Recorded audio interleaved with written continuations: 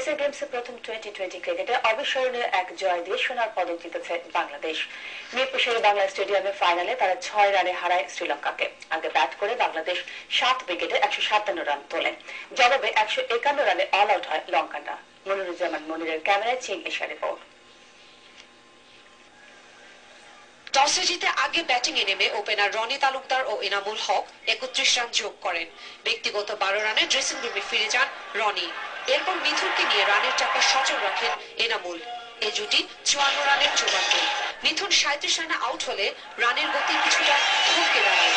দলের হয়ে সর্বোচ্চ 43 রান করে এনামুল বিদায় নিলে বাংলাদেশ কিছুটা চাপে পড়ে।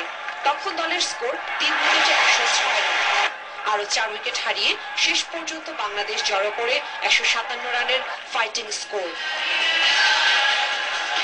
জবাবে শ্রীলঙ্কার শুরুটা ভালো না হলেও লড়াই করেছে সমান তালে। প্রথম ওভারে বিনা রানে দিলশান মুনাওয়ারাকে রান আউট করে আনন্দে ভাসে বাংলাদেশ। তবে পাতিরানা ও আসান পরিস্থিতি ভালো মতোই সামাল দেন।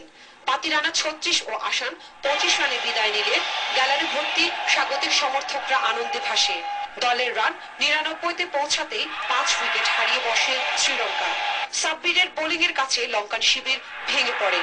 বাংলাদেশ জয়ের কাছাকাছি পৌঁছে যায় ম্যাচের শেষ 2 ওভারে। শ্রীলঙ্কার প্রয়োজন তখন 19 রান আর বাংলাদেশের 1 উইকেট।